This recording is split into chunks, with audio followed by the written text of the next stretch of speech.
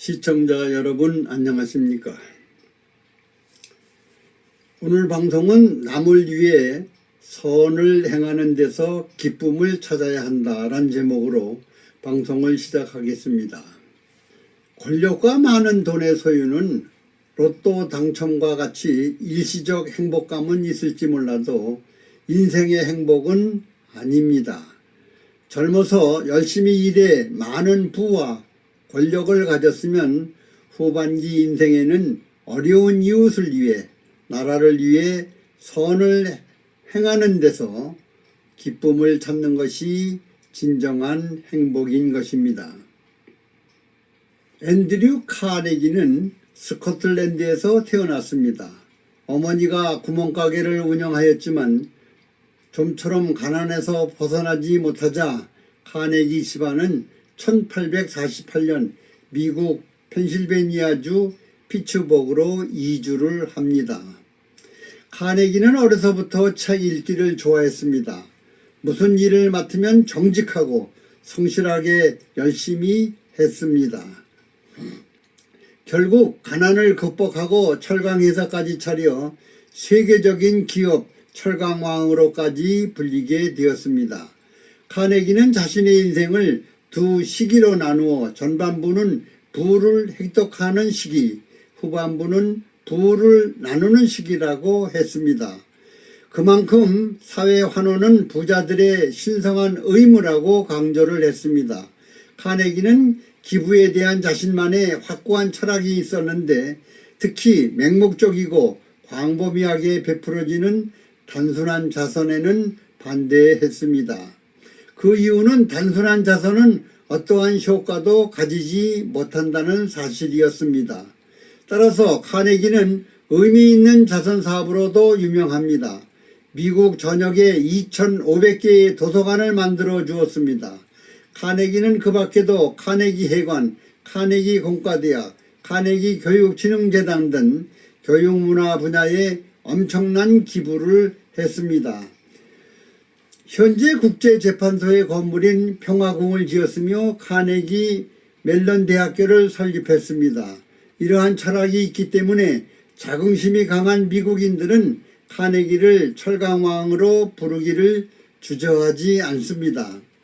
카네기가 은퇴하기 전에 후계자를 누구로 정할까 고민을 하고 있었습니다. 엄청난 부와 명예를 가질 수 있는 그 자리에 누가 뽑힐까 세계적으로 이목이 집중되고 있을 때 카네기는 후계자로 의외의 인물인 중학교도 못 나와 회사의 청소부로 입사한 쉬브르를 임명을 했습니다. 모두가 너무 놀랐습니다. 쉬브 자신까지도 놀랐습니다. 카네기는 쉬브를 후계자로 지명한 이후로 성실성과 책임감을 들었습니다.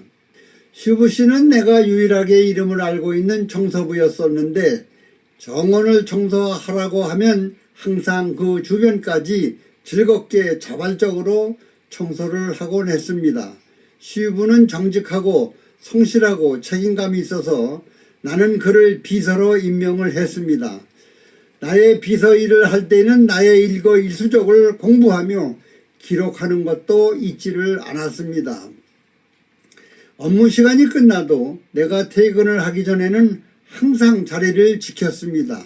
이런 사람에게 회사를 물려주지 않으면 어떤 사람에게 물려주겠습니까? 좋은 대학을 나오고 유능한 사람은 매년 수만 명씩 쏟아져 나오지만 이런 성실성과 책임감 있고 정직한 사람은 좀처럼 보기 힘든 세상입니다. 가진 능력이 조금 부족하다 해서 또한 처한 상황이 어렵다고 해서 조급하지 말고 성실하게 모든 일에 최선을 다한다면 크고 작은 기적은 반드시 일어나게 될 것입니다. 인생의 정답은 없지만 노력의 대가는 반드시 있는 법입니다. 프랑스 소설가 스탈당은 자기 손이 부지런하다면 그 속에서 많은 것이 샘솟듯 솟아날 것이라고 말했습니다.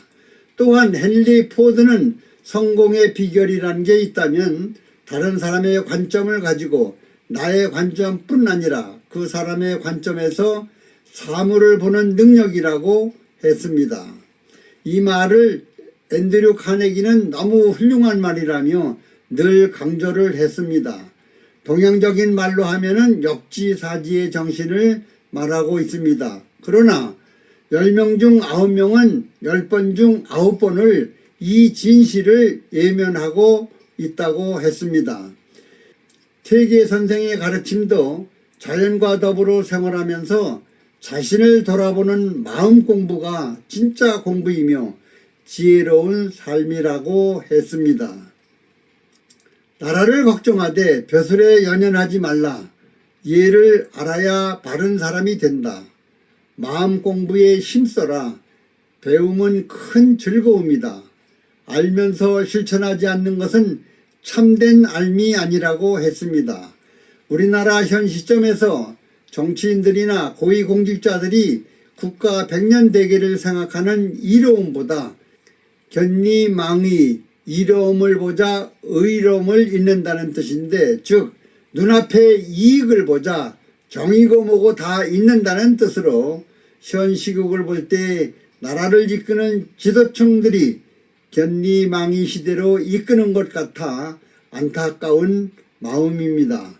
권력이나 돈이 목적이고 전부라고 생각하는 사람 가운데 행복한 사람은 없습니다. 끝으로 성경 한 구절을 소개합니다.